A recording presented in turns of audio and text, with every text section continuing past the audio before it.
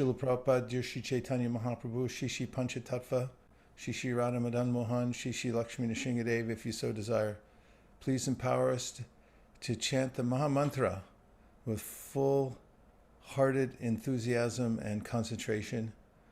Thank you for considering our request. Om Tat Sat. Hare Krishna.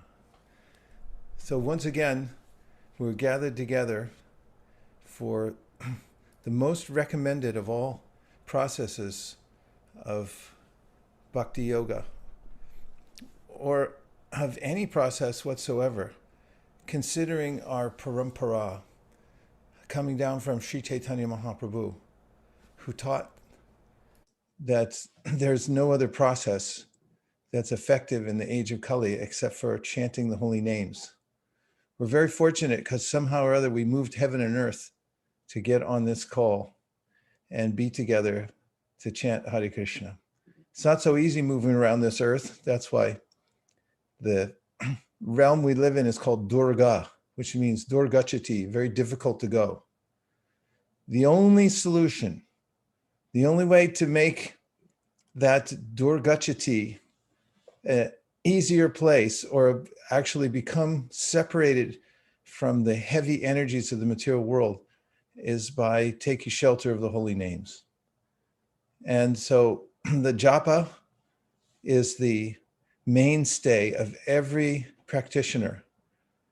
And anyone who takes it seriously, starting with the idea that no matter what, every day I always finish my prescribed number of rounds.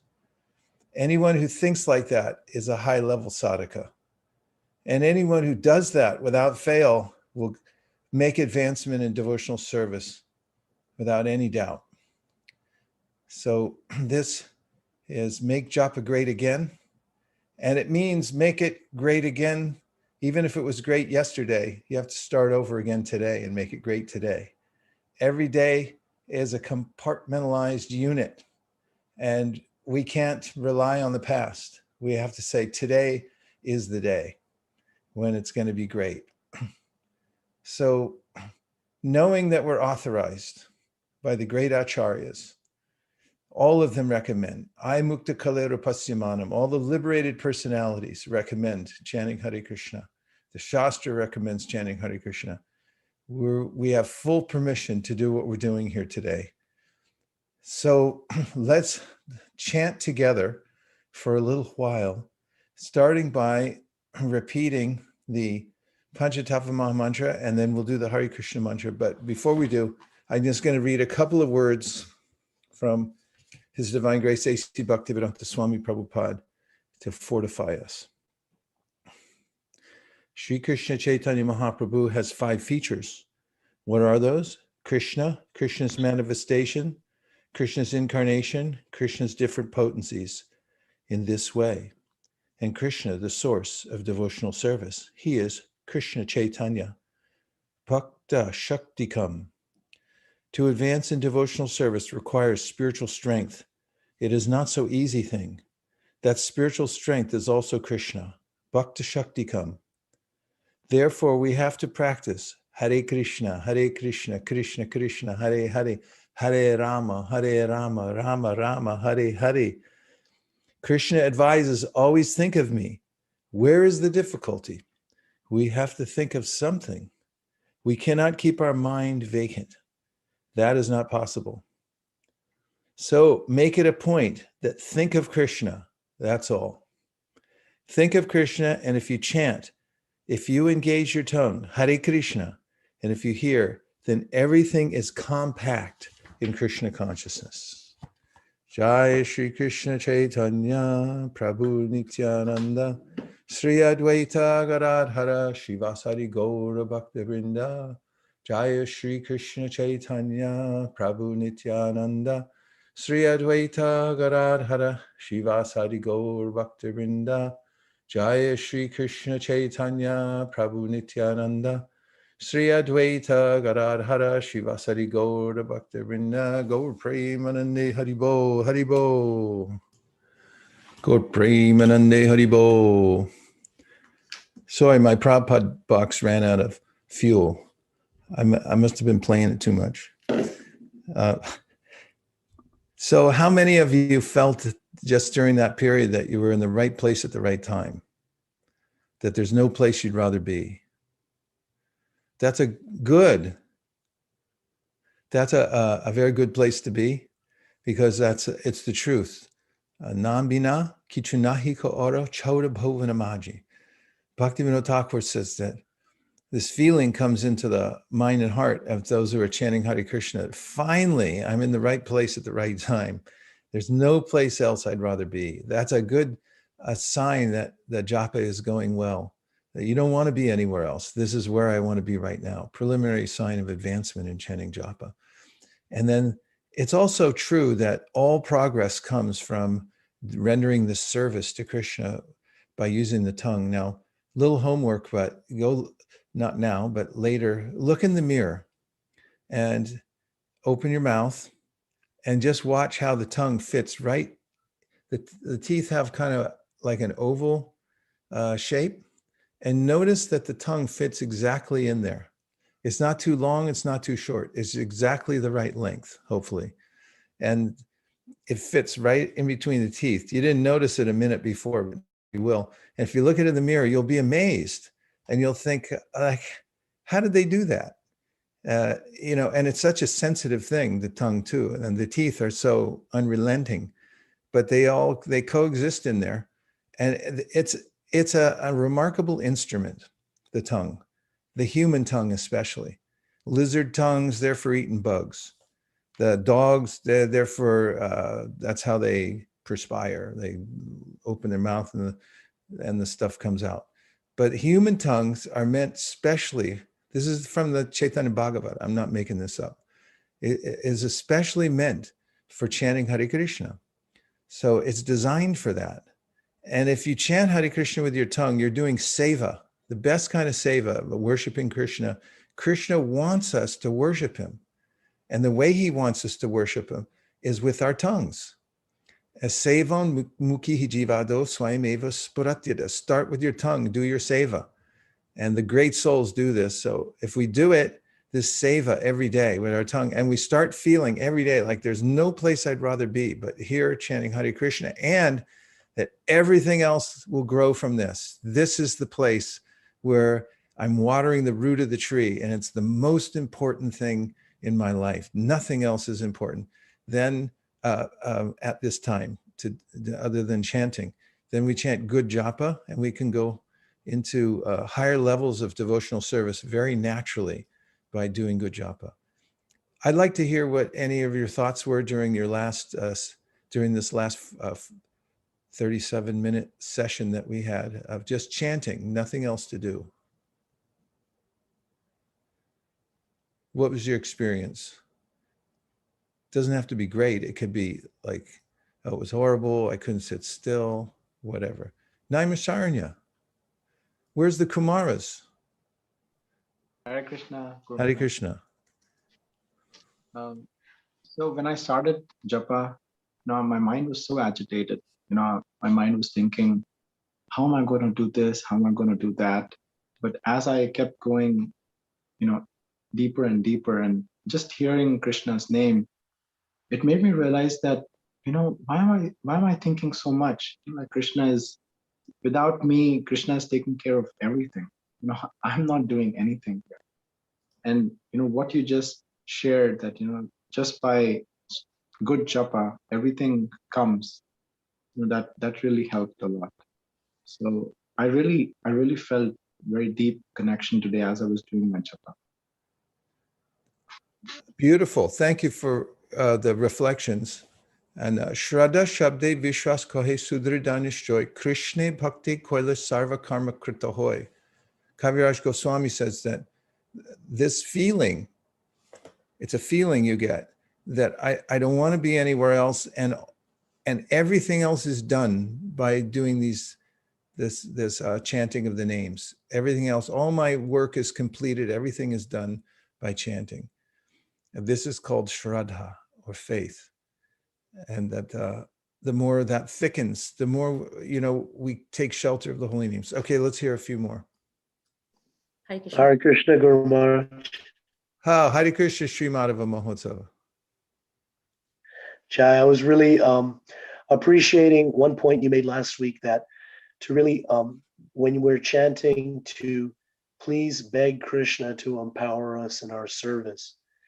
Because, when we go out, there can be so many adverse conditions, and we really need all the help we can get. We really need to, be empowered to do this service. So just begging Krishna, please, and you, Gurudev, please empower me so I can do my service, in spreading Krishna consciousness. So that was really helpful to like chant with that level of emergency. Dear Srila Prabhupada, dear Sri Chaitanya Mahaprabhu, please empower Sri Madhava Mahotsava and its Sankirtan services. Thank you for considering our request. Hare Krishna. Yeah, it's so important to channel our ambitions into the holy name. And we should have some spiritual ambition that I want to do this for Krishna, but I don't know how. And Prabhupada gave this suggestion. He said when his guru gave him the instruction to come and spread Krishna consciousness in the West, it was impossible. He was used to doing the impossible, Prabhupada. So he never took no for an answer, because he knew he did it himself and he saw the magic. And so he took a big chunk that I'm going to do this. And then he said, I asked, how can I do? How can I do? How can I do? You keep asking that. So that could be part of the desire as chanting Hare Krishna, Hare Krishna. I'm thinking, how can I do? How can I do? Krishna, please help me, empower me, show me how I can do this to spread the Sankirtan movement to help my spiritual master. Thank you very much for sharing, Sri Madhava Mahotsava. Sukeshri. Thank you, Prabhu. I was just thinking about the tongue that you were talking about. There are several kids who have syndromes that their tongue really don't fit in the mouth and they can't talk well. So I was just thinking that how fortunate we should feel that we actually have we can hear well. Like when I was working in the cochlear implant project, kids cannot hear. When they hear for the first time after the implant, it's like amazing. So I was just thinking that how we have to, things that I take for granted, I should not, and just feel gratitude and, really use it the right way. Thank you. Yeah, it's a really important principle, and it goes to controlling the tongue. Chant Hare Krishna instead of complaining or, expressing worry or passing on current news or whatever. And I heard a famous person recently who was talking about his success in life. And he said one of the principles that he lives by, that he thinks has helped him, is to not say everything that comes into his mind. And I was thinking how that urge to speak, vacho vegam, it's so strong. There's something comes in the mind, I just want to say it. And so try not saying it, and instead just say Hare Krishna and channel all that speaking energy into Hare Krishna, and then be satisfied and happy. Okay, we have, Prema and Premi, please. Hare Krishna. Hare Krishna. Yeah, I was thinking about what you are saying, and before I go to do some books and Sankirtan, how these prayers of the Guru and Krishna and of course Lord Chaitanya, and how deep is, like I ask, please show me the magic. And that comes every day, because when you finish to do books, the other day is again, you say, oh, who will want these books? How it is gonna function? So every day, like it's the same, but we take shelter on the holy name and pray with the heart. Please show me the magic. I cannot do it without your blessings, you're the Guru, of course. And another thing that I remember was something that you share with us, that experience of that man that have difficulties to speak. And when you do that exercise that to open the mouth and see the teeth and the tongue, so how that man was very like making an effort, and we have all the facilities to do it. And how we need to have that desire. Yeah, nice points. I really like how when you go out for service, especially Sankirtan, then you really have to every day start over again and pray. There's never a time when you go, I got this, it's all settled, So that's a good space to be in. And it's the least we can do. We're given this perfectly functional body. If we have that facility, we should feel lucky, and the least we can do is use it in Krishna service. Okay, thank you so much. And let's see, who was first? Is it Srivas and then Shreya? Does it go in that order? I think so, from the corner side. Okay, from the corner pocket, Srivata. Hare Krishna, Guru Maharaj. I was chanting my rounds today morning, and I decided to get a head start, and it felt amazing at first. And then what happens is, after an hour and a half or so, the mind has a way of feeling very tired and telling me, like, you have so many other things to do now. It's okay. Take a small break. Go. And it disguises it in the form of go get some water. And it's not really only getting water. It's also getting distracted along the way. And I was thinking about it after I finished one round. And I was thinking about how Krishna is so kind that he manifested himself in front of me in the form of the holy name. And I'm such a jerk that even though he's right there in front of me, I'm just like acting as if he's not there. And how conveniently, even though what is it? Even though like my mind will be very focused at first, and once I get into the groove that the holy name is able to put me into in the morning, I need to make sure that I stay in that groove, because if I ever get distracted throughout the day, the mind has a very convenient way of remembering things only when I'm chanting. Only when I'm chanting. Other times it'll completely forget about it, but only when I'm chanting, suddenly I'll remember all of these other things that are going on in my life. So I was thinking about how because I'm chanting in the morning, I'm able to get into the right mindset, and how I have to stay in the right mindset and also prevent myself from also wasting time, which I'm really bad at this. I'm saying this, but I'm very bad at it. So I'm hoping I'm going to get better at it. But I know that if I'm able to do that, I'll be able to really take my chanting to another level. Okay. First of all, you're not a jerk. Opposite. And the other thing is, it's sadhana, it's practice. So as you know, with playing an instrument or with training physically for a sport, the more you do it, the more stamina you get. And a lot of devotees have the experience at ISV. They're used to sitting through a 2.5 hour class. It's no big deal. If somebody else comes, they'll sit in and go like, oh, it's 30 minutes. Isn't it over yet? Because once your mind gets used to certain things, so the practice factor in the chanting, if it's an hour and a half, that's a long time. Most people can't do it more than 30 seconds with anything. No deep thought going on. So the admonition is keep practicing, because the more you practice, the more the mind will. The fortunate thing is the mind is malleable. It's very flexible, and you can train it any way you want. So keep doing what you're doing. An hour and a half is huge. Starting early is huge, and also just keep doing it. And after a while, the mind will become controlled, completely controlled. Very good. Shreya, finally. Hare Krishna, Gurudev. So today my sankalpa had to do with having faith that Krishna's plan will work out for me, because I'm a person that tends to worry a lot. And I was thinking that with that sankalpa, there's no room for pride, because if I have the faith Krishna will make everything work out the way I need it to be, or the way he thinks is best, then whatever good I'm doing doesn't come from me, it comes from Krishna.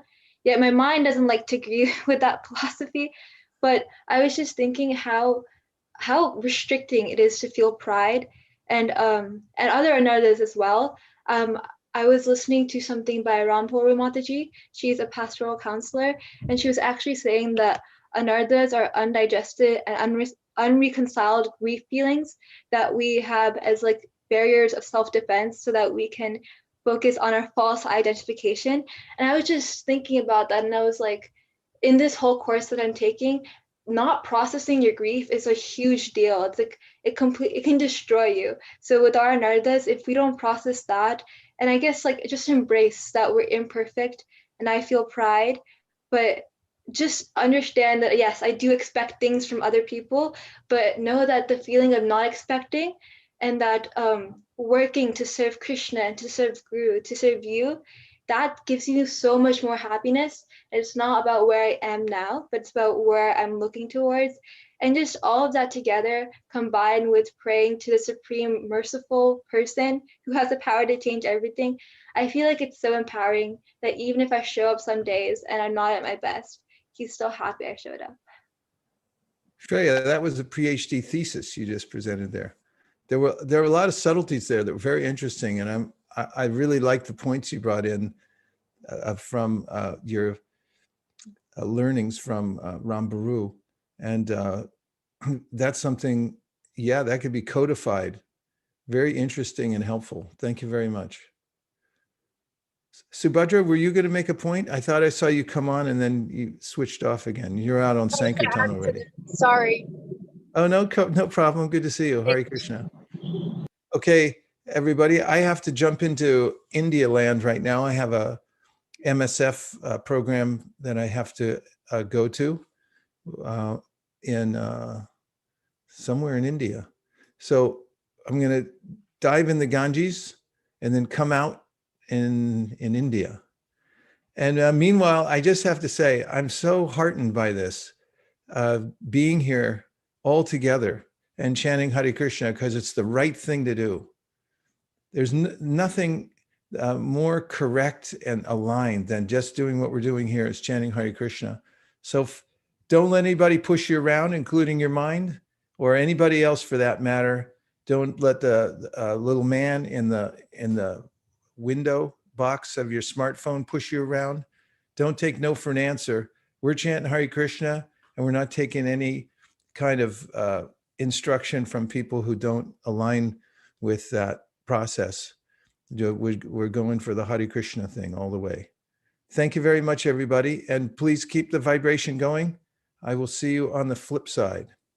Gaur Premanande Haribol. Bancha Kalpadruvascha Kripasunabeva Chapatitanam Pavanibhyo Vaishnavebhyo Namo Namaha Nanta Koti Vaishnaviniki Jai Ho.